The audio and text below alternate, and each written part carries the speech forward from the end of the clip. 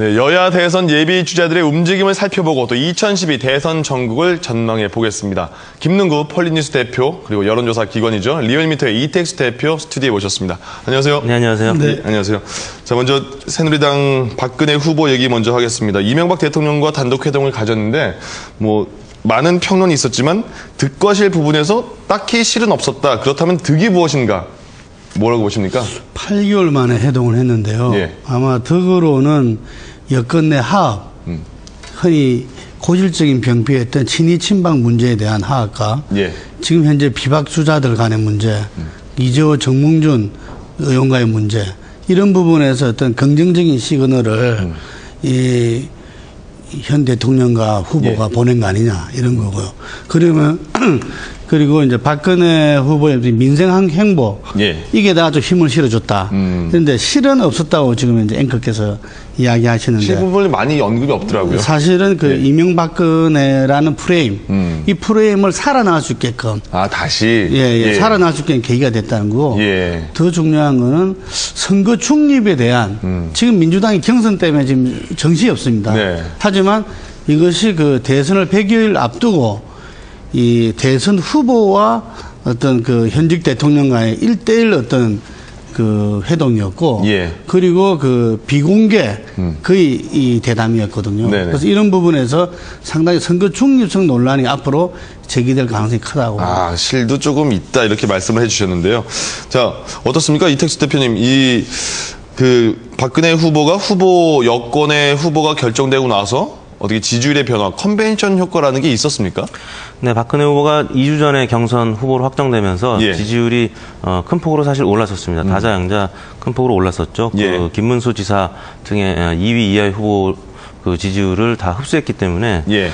그렇지만 지난주에는 그 두 가지 사건이 있었습니다. 네. 그 화요일 날 안철수 재단 안철수 재단이죠. 그 전태일 예, 전태일 재단 방문. 예. 방문이 무산됐고요. 예. 또 수요일 날은 홍사덕 전 의원의 그 유신 관련 유신 찬양 발언 때문에 지지율이 네. 지난주 목요일 금요일 소폭 빠졌거든요. 그래서 예. 지금은 그 2주 전에 올랐던 지지율이 조금 소폭 하락해서 지금 완전 박빙 양상으로 나타나고 있고요. 예. 이명박 대통령과의 그 만남과 관련해서는 이명박 대통령의 사실 지지율이 지금 지난주 기준에서 27.4%거든요. 좀 오른 겁니까? 더 떨어진 겁니까? 독도 방문 이후에 소폭 빠졌습니다. 2주 연속 빠졌고요. 예.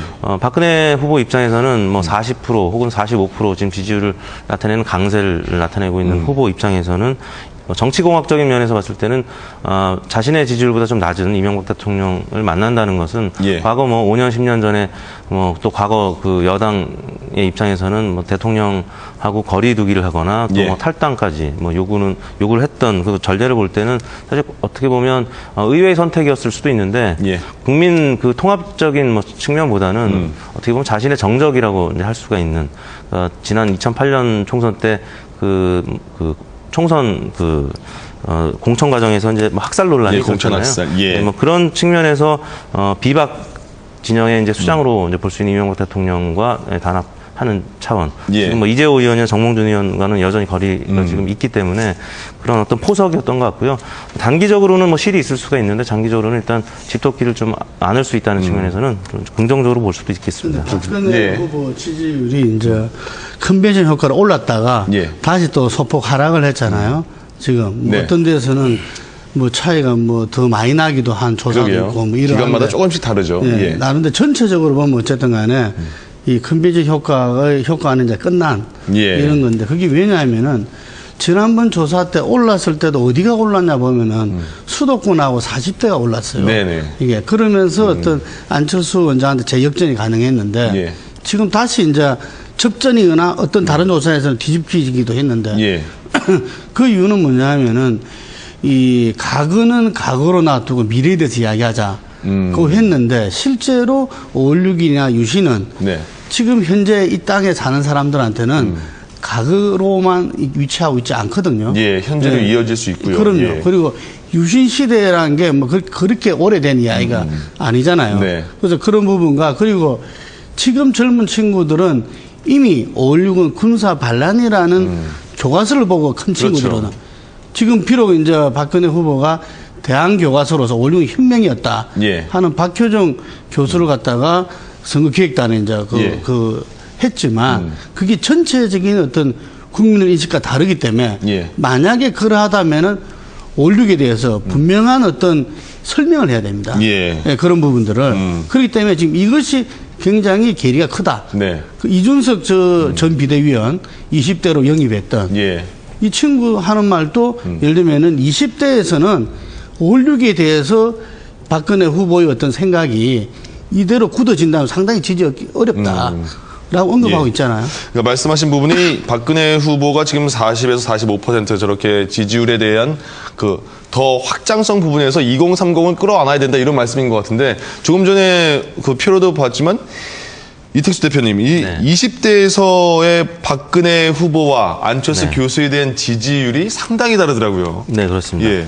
5, 60대는 뭐 대략 박근혜 후보의 지지율이 60% 이상으로 나타나고 있는데요. 예. 20, 30대의 경우에는 지지난주 전당대회 효과가 반영됐을 때도 30% 초반 지지율밖에 확보를 못하고 있었습니다. 지금 표로 봐도 2배 이상이 안철수 교수가 높네요. 예. 그러다가 지난주에는 또 소폭 또 하락한 측면이 있는데요. 예. 그 경선 직후에 이제 봉화마을 방문했을 때는 전격적으로 방문했고, 권양숙 여사가 민주당 내부에서 뭐 혼선이 있었습니다만 그래도 그 예방이 잘 이루어졌었습니다. 그래서 그 부분이 좀 긍정적인 영향을 미쳤던 것 같은데요. 예. 지난주에 전태일 그 재단에 방문했을 때는 사실 좀 사전에 예고가 돼 있었고, 네. 또 뭐 쌍용자동차 노조도 그렇고 또 유가족들도 그 예방에 대한 혹은 그 헌화에 대한 어떤 그 허락이 없었고 또 뭐 공감대가 형성되지 못한 상황에서 방문을 했기 때문에 결과적으로는 유가족을 만나지도 못했고 예. 또 당내에서 이재호 의원이 뭐 손을 내민다고 소통이 되는 것은 아니다라는 또 쓴소리도 했고요.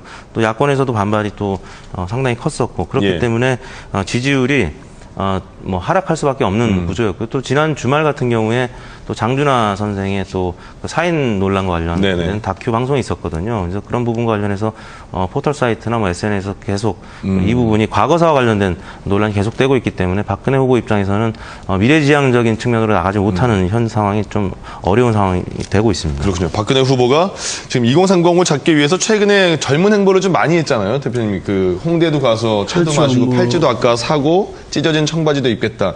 그러나 저것만으로 뭐 20대 표심을 잡을 수 있겠습니까? 어떻게 좀 해야지 될까요? 그 반값 등록금 토론회도 가고 예. 홍대도 가고 뭐 그렇죠. 여러 가지 앞으로는 뭐 개콘에도 나간다는 등 아, 그런가요? 그 캠프 내에서 여러 아이디어들이 아, 예, 예. 쏟아지는 것 같은데 네. 저는 20대 유권자, 20대 우리 젊은 친구들을 갖다가 예. 표피적으로만 이미지적으로만 접근해서는 안 된다. 예, 예. 예를 들면 안철수 원장에 대한 지지가 안철수가 청춘 콘서트를 통해서 그냥 이미지로만 온 것이 아니라 예. 그 진정성을 받아들인 거라고 저는 봅니다. 그렇기 때문에 이 친구들이 지금 첫 번째 그 요구하고 있는 이 청년 실업 문제, 반값 등록금 문제 이런 부분에서 분명히 실현을 약속했잖아요. 예. 반값 등록금. 근데 그 대학생을 대상으로 한 조사에 의하면은 그 실현되지 않을 거라가 한 반 정도 돼요. 못 믿겠다. 못 믿겠다는 예. 이야기인 거죠. 그래서 그런 문제에 대해서 총체적인 어떤 신뢰의 문제거든요. 소신과 신뢰, 약속을 지킨 정치인으로 이미지돼 있지만 예. 그게 젊은 친구들한테는 아니다는 이야기죠. 그래서 그것이 어디서 왔는가 저는 깊이 있게 역사 인식에서부터 호흡을 같이 하려고 자기의 이야기를 갖다가 진솔되게 이렇게 서로 공유하고 나누려는 예. 이런 모습에서부터 출발해야 된다 이런 겁니다. 반면 안철수 후보는 20대에서는 강점이 있는데 5, 60대에서는 좀 떨어지는 게 사실인데요. 이제 네. 그 문제가 지금 흥행이 되지 않고 있는 민주당 후보들에 대해서 한번 얘기를 해보겠습니다. 민주당 지금 후보는 일단 6연승을 한 문재인 대세론이 있다 이런 분석도 있고 대세론으로 말하기에는 50%의 지지율을 못 얻었으니까 네. 그냥 이런 분위기다 이렇게 말할 수 있다는데 어떻게 보십니까? 일단 문제론 대세. 예, 문재인 그 후보와 관련된 보도는 6연승, 뭐 5연승 예. 계속 이렇게 연승의 제목으로 보도가 나갔기 때문에 예. 일단 밴드웨건 효과에 의해서 지지율이 계속 상승하고는 있습니다. 이제 그런 제목만 들으면 네. 좀 크게 느껴져요. 네. 예. 근데 실질적으로는 50%가 지난 전북 경선 때부터 무너졌기 때문에 네. 결선 투표의 가능성이 이제 보다 높아지고 있고요. 예. 현재 그 2위를 달리고 있는 손학규 후보나 김두관 후보가 상당히 또 사실 약진한 것은 사실입니다. 그래서 예. 결선 투표의 가능성이 있기 때문에 뭐 지금 보도된 우려되는 것과는 다르게 제가 볼 때는 이제 이 후반부로 갈수록 경선의 흥행 가능성은 좀 저는 있다고 보고요. 예. 지금 이제 모바일 투표 선거인단이 이제 그 가입자 수가 줄어드는 거는 이제 경선 지역이 점점 줄어들기 때문이라고 저는 이제 보고 있는데요. 아무튼 그 이제 2위 싸움이 이제 더 관심이 가는 상황이 됐죠. 손학규 후보가 될 것이냐, 김두관 후보가 될 것이냐, 혹은 뭐 정세균 후보가 뭐 될 수도 있는 거고요. 일단 결선 투표의 가능성은 높아 보이고 결선 투표가 될 경우에는 제가 볼 때는 지지율이 뭐 민주당 후보 누가 될지 모르겠지만 저는 상승할 가능성이 충분히 있다라고 보고 있습니다. 어떻게? 예. 9월 6일 날 예. 강주 전남 경선이 관건입니다. 내일 모레요. 한 13만 9천 명, 네. 거의 14만에 지금까지 한 것보다도 더 많은 예. 이런 건데 지금 민주당 경선이 어떤 이 국민 감동 드라마로 되지 못하는 이유는 예를 들면은 그 모바일 경선에 대한 좀 과도한 집착. 예. 저는 이게 상당히 큰 문제였다 봅니다. 뭐냐면 완전 국민 경선 오픈 프라이머리에 대해서는 예. 그 국민 참여를 끌어낸다는 것에서 동의한다 하더라도 그것이 기술적으로 어떤 모바일 경선은 그 시스템의 여러 가지 오류 가능성도 있고 예. 여러 가지 너무 이게 의존했던 거 아니냐. 계속 문제도 거기서 나오는 거잖아요. 예, 그리고 이게 자칫 잘못하면은 통합진보당의 어떤 총선 때 문제, 모바일 그 경선으로 인한 예. 이게 재현될 수도 있다는 그런 큰 위기감도 있어요. 이게 그리고 특히 현상적으로 보면은 당심에서는 계속 손학규 후보가 1위를 하고 있어요. 예, 예, 근데 그렇죠. 모바일 경선에서 그걸 완전히 뒤엎어버리는 거죠. 예. 그러니까 당심과 민심이 이렇게 떨어진 선거는 그 지난번에 2007년도 보면 그 한나라당에서 당시에 예. 박근혜 후보가 당심에서 이기고 민심에서 져서 이명박 후보 됐죠. 하지만 네. 그 차이는 크지 않았어요. 예를 들면은. 근데 예. 지금 이거는 굉장히 차이가 많거든요. 예. 그러니까 불공정 경선이라는 게 이 여러 가지 이야기가 나오고 거기다 근거로 이야기할 수 있는 게 하나의 투표율. 옛날 6구 전당대회만 하더라도 예. 70% 가까운 투표율이었는데 이번에 50%도 안 되거든요. 그러게요. 그래서 이기에 대한 문제점 여러 가지가 그 제기되고 있고 또 한편으로는 이기에 대한 아까 이종걸 최고위원도 이야기했지만 예. 무한 책임지는 당 지도부는 책임을 지라. 그 핵심은 당 대표거든요. 그렇죠. 그래서 제가 보기에는 아마 이해찬 대표 여러 가지 스타일로 봤을 때 지금까지 이 경선이 마무리되는 시점에 예. 어떤 결단을 내릴 것이다. 결단을 내리지 않겠는가. 또 내리지 않으면은 예. 이 민주당이 그 다음 나가는데 예. 우리 이 대표가 이야기하신 대로 이 막판 되면은 조금 이제 강주 전남 경선부터는 좀 치열하게 될 것 같아요. 예. 그러면서 제가 볼 때는 결선 투표 갈 것 같고 이게 그 결선 예. 투표에서 방식이 바뀌지 않는 한은 문재인 후보가 되기가 지금 예상되는데 네. 그냥 돼서도 안 된다.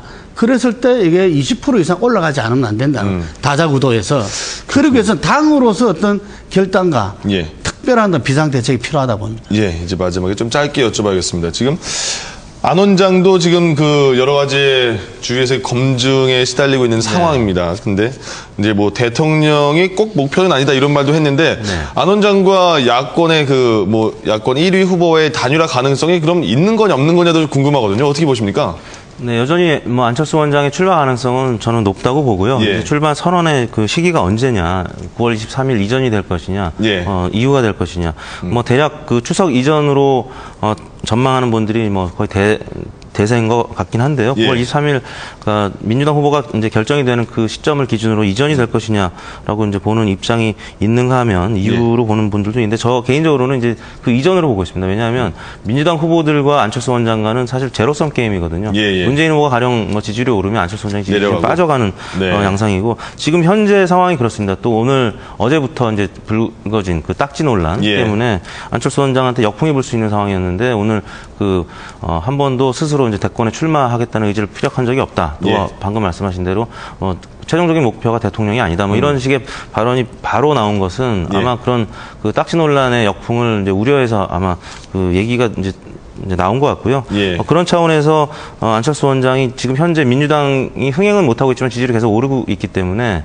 제로섬 게임에서 밀리지 않으려면 23일 날 이전에 아마 출마할 가능성이 조금 더 높다고 저는 생각합니다. 생각 같으세요? 다르세요? 저는 좀 다른데요. 예. 예를 들면 짧게 어쨌든 해주셔야겠는데요. 예. 안철수 원장은 그 대선 출마에 대한 어떤 1차 결심은 끝난 것 같고요. 네. 지금 이제 여러 가지 조직적으로 정책적으로 캠페인 과정에서 준비를 하고 있다.